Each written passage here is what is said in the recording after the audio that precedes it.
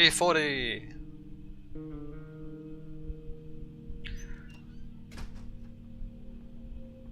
Look at all this stuff!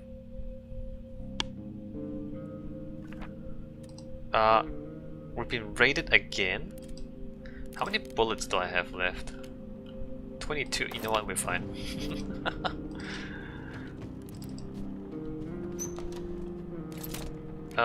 Let's go ahead and make that. And somebody get these vegetables, please. How much water do I have? 35 is fine. Nothing like... Alright, that thing is gonna be there for the rest of the game, I think.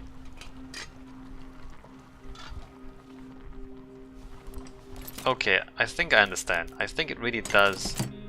It burns half the fuel every 24 hours. Plus now there's 2 again.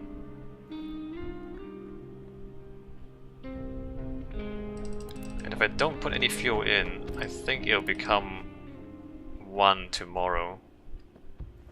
Although it's down to 16, so maybe I don't want to risk our guys getting sick. Go ahead and put a fuel in. It burns half the fuel every 24 hours. No, you put that. Oh wait, we're down to 1. 2 and 3. Let's go ahead, listen to the radio.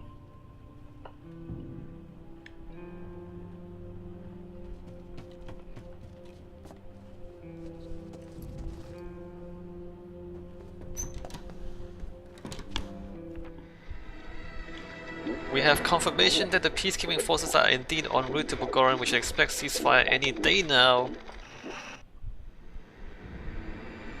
In the upcoming days. Quite cool. Alright, well, any day now, guys. End the... Let me check the meat. Nope. Nope. Alright, end the...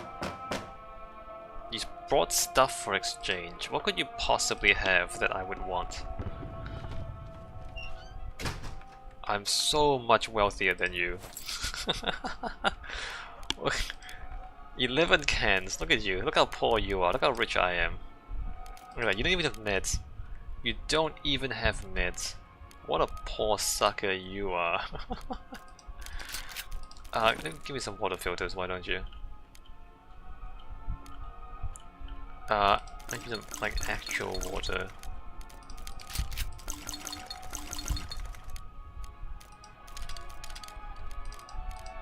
Okay. Alright, you can have some broken guns that don't even work. What a sucker. Alright, end the day. The port is 100% looted. St. Mary's Church. Let's go ahead and see if we can get more stuff from the church without being attacked.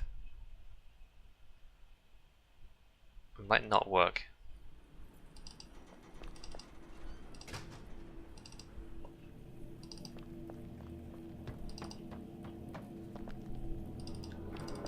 No, they're all fine. They're not hostile.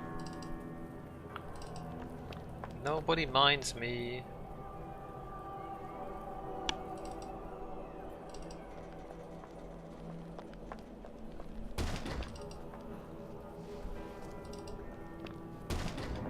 Maybe you close this door.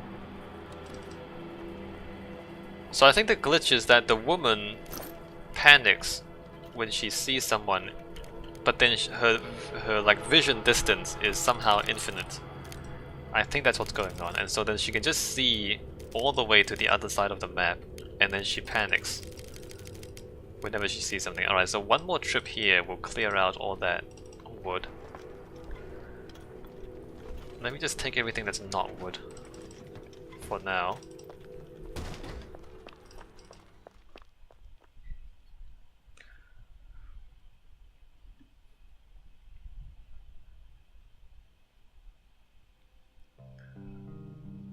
Day 41! I guess we can go back to the airport as well.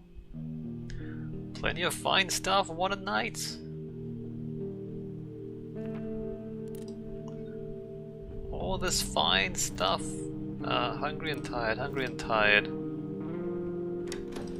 One more fuel in the fire. Did I get a... I bought a water filter, right? Yeah, I bought a water filter, so let's go ahead and filter some water. Any day now, the war's gonna be over. Oh, there's meat too.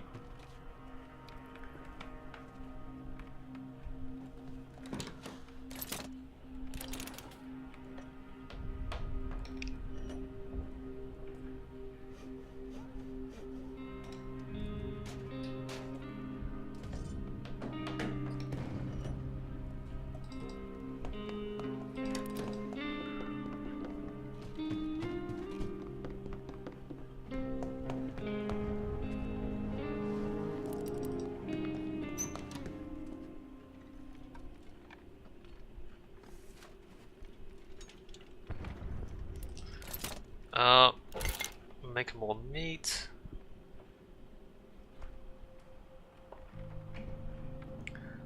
And listen to the radio. So much food. I've got something for you. Open the door. Hey, what do you have? Hi. Hi there. We're so glad to see you. We've come to see how you're doing and to thank you for your help. It feels much safer to sleep in our own reinforced shelter, especially since several houses in the neighborhood area were hit by artillery shells. We were saving this bottle for some special occasion, but we discussed it and decided to give it to you instead. Booze. Alright, thanks dude. Yeah, enjoy. Think of us sometimes. What am I meant to do with your booze? Alright, well, we got some serious alcohol. The war is gonna end, boys! Alright, I'm gonna end the day, right? Alright, end the day. Back to St. Mary's Church for one more run. I guess we can go to the central square, although we're not really interested in trading. Alright, let's get a bunch of logs tonight. It's kind of redundant. I'm not sure if we should even scavenge. I haven't been back there yet.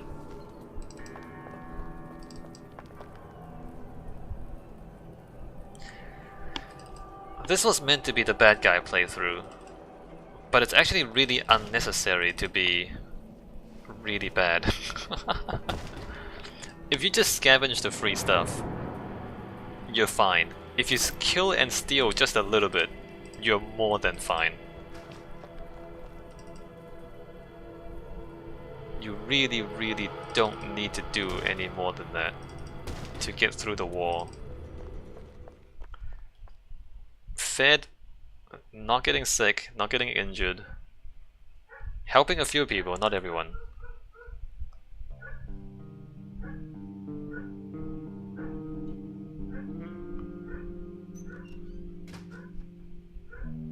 I made it without a single scratch. You sure did, Erica. Again? It was quite a tough group, but we managed to fend them off. All of us were armed. Alright, so it's eating day. Let's go ahead and eat. And cook another bit. Oh, we need more firewood. Alright, well, I'm gonna make some firewood. You guys come here and eat. You're gonna make firewood. You're gonna eat.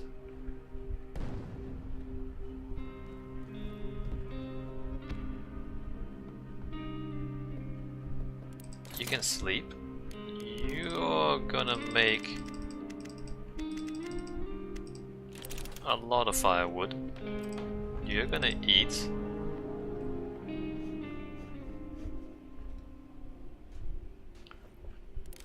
I don't have any more water filters, okay. Go ahead and sleep. Oh, there's meat too. Oh, we don't need to do any of this. Well, you never know. Maybe the war will last another week still. It's possible that it just drags on for a few more days.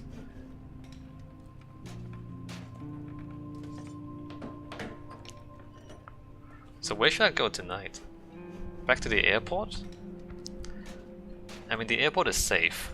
Not exciting, but safe. Go to the warehouse, kill some people?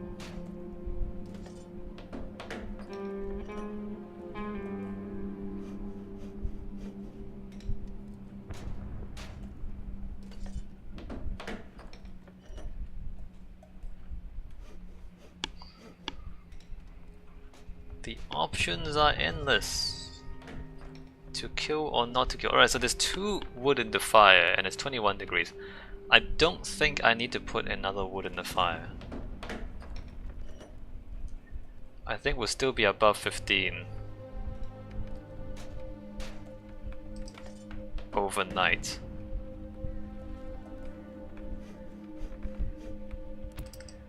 Alright. That's all good.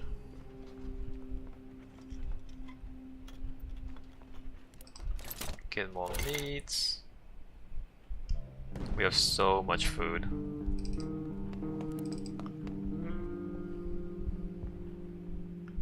Listen to the radio.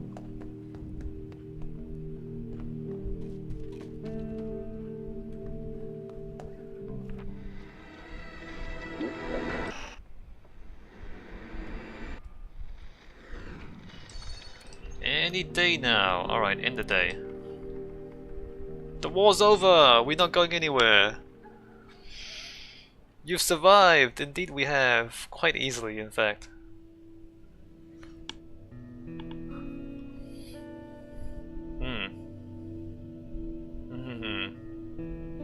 Girl in peril. Roman saved a girl from a drunken soldier.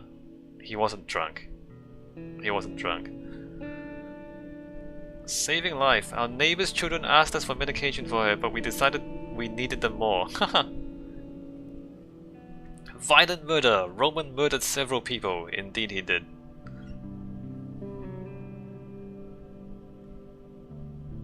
Buried alive. A shell hit a nearby tenement and some people were trapped under the rubble. Erica helped pull them out. Good for her.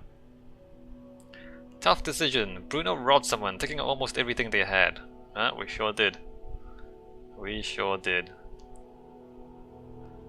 Someone was seeking shelter. Someone wanted to stay with us, but we refused. Because we are bad people. Haha.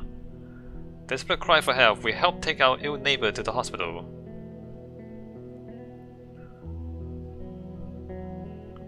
Neighbors in need. Our friendly neighbors came to ask us for help in reinforcing their shelter. We were happy to help them.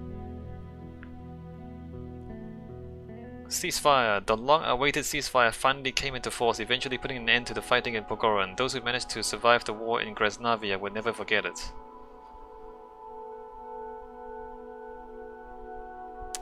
After the ceasefire, Bruno set off looking for his friend. Her neighborhood saw heavy fighting and the majority of housing had been reduced to ruins, but she found shelter in the basement, which somehow held. Despite the hardships, she managed to survive and was happy to see Bruno alive as well. They remain friends to this day. Roman survived the war but avoided his old haunts, anxious to meet former comrades. He settled in the country and tried to start a new life but remained haunted by his past. Wait a minute. In my last playthrough, Roman killed himself. He didn't kill himself, he got addicted to drugs and overdosed. Wait, the last playthrough, we played a good guy playthrough, didn't kill anyone, and Roman became an addict and overdosed. This playthrough, Roman murdered people. And he turned out better? Afterwards? How does that work? After the war, Erica gave her father a symbolic funeral and kept his picture. Despite the horrors she witnessed, she managed to start a family and try to be a better parent than her father had been. We went murdering and stealing from everyone, and Erica turned out a better person in the end. What happened? What is up with this game? Alright, we're done. So I believe I am done with this war of mine. I mean, there's the DLC, there's like stories, if you wanna like buy DLC and play more of it. I am not sure there's much more for me to get out of this game. We did a good guy playthrough. Well, we failed a playthrough. We failed several playthroughs, and then we successfully played through a good guy playthrough. And then we played through a kind of bad guy playthrough. And yeah, what else is there to say? This game is... I mean, I've already said it already, but it's supposed like... The idea, I guess, is that you are thrown into a war situation and you have to survive. And given that, you know, not many people prepare for war. So if you don't know how to survive at the start, like, it's not surprising. But having said that, the first playthrough, at least 2 of my characters died because I didn't understand the user interface. Not because I didn't know what I wanted to do, but because I didn't know which buttons to press to do what I wanted to do. And that seems a bit unreasonable. And the game becomes a lot easier once you know how the UI works. And also once you become a little more familiar with the locations in the game. And also if you save scum, like I do. And then it becomes trivial. So once you know how the game works, then it becomes trivial. Like the good guy playthrough, and even the bad guy playthrough, like there was no difficulty in it, really. So I'm not sure, like, what is the conclusion? The conclusion is that the difficulty is really in not knowing the game mechanics when you first play. It's not like the game itself is not difficult. It's not knowing how the game works. That's the so then it's not. I feel like it could be. I mean, we didn't have to make hard decisions, for example. Or we didn't often have to make hard decisions. I don't know if it's hard for other people to decide whether to steal and murder. It's not that difficult for me to just, you know, play a character and say, alright, this playthrough I just don't kill anyone and don't steal anything. And then the next playthrough, alright, we're gonna kill some people. I don't know, like, is that a difficult choice for people? We didn't have to, like, sacrifice anything. Like, every time we go out and help someone, so when people come to your front door and ask for help, every single time you can just help them and there's no negative consequences. Well, except, like, I'm talking about, like, taking the person to hospital or reinforcing their bunker or, you know, guarding their house. The ones where they ask for food and medication and bandages, okay, I mean, technically you're giving up food and medication and bandages. But there's so much food and medicine in the game anyway that you never need it. You never need the medicine if you just build 2 heaters and keep your house warm. So the medication is completely superfluous.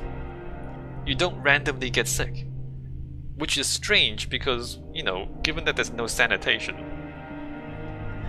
and there's no fresh water, there's no sanitation, you would think that you'd get parasites or you'd get cholera or you'd catch a disease of some sort. Maybe when you're scavenging, you scratch your arm on some rusty metal and then you get, you know, tetanus. Like, this war of mine is much less dangerous than you would expect. Like, it's meant to be a war survival game, but the survival part is not difficult at all. And I just don't know. I don't know if if there is much impact. Like if the game really has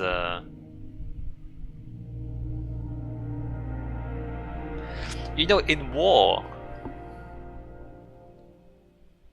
realistically, sometimes you should, like, sometimes even when you do everything correctly, you still just die. Like, you just still catch a stray bullet and you die, or a shell hits your house and you just die. That is war, right? Even if you do everything as well as you can, as carefully as you can just catch a stray bullet and die. That's war. That never happens in the game. Like, the game is so fair. It's so fair. It doesn't really convey the fundamental unfairness of war, right? Like, you just walking in the street and you just step on a landmine, or you step on an improvised bomb and you just die. Or, you know, somebody just, you know, just drives a car bomb. Like, you're just walking in the street and you just get blown up by a car bomb or something. You know, that happens. Innocent people just get caught in bad things in war. That never happens in this game. So I'm not convinced that this is it doesn't really teach you as much about war as the premise suggested. Maybe my expectations were too high, I don't know. Maybe my expectations were too high. Like you never just get caught in fighting, like, you know, just, you know, a couple of tanks just roll through and blow up your house. That can happen. That does happen sometimes. I mean, they were just fighting other people, you were caught there. It never happened. Like, this game is it's not as brutal and it's not as unfair as actual war. Which, on the one hand, I'm not sure people should be subjected to the full brutality of war. I don't think people should be subjected to the full brutality of war. On the other hand, I feel like if you wanna teach something about what war is, you need a little bit of unfairness. You need a lot of unfairness, in fact. Like, I thought I would play through it and come out the other side thinking that was bullshit.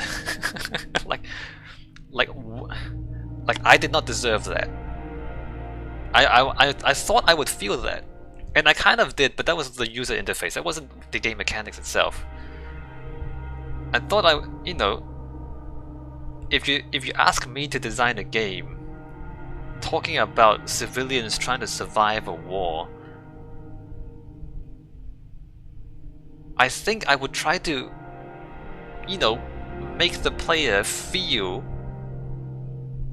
like cheated, like completely unfair, like, because war is unfair. If you're a civilian caught in a war, like, it should be unfair. It should be like, I did not deserve this. I did not deserve any of, like, that should be how you should feel playing the game. But yeah, no, it doesn't. Maybe it's a good thing it's not so negative. Maybe I'm a little too I'm asking for too much brutality and too much unfairness. I don't know. Anyway, I'm gonna end the playthrough here. Decent game, worth playing through at least once, I think. Alright, I'll see you.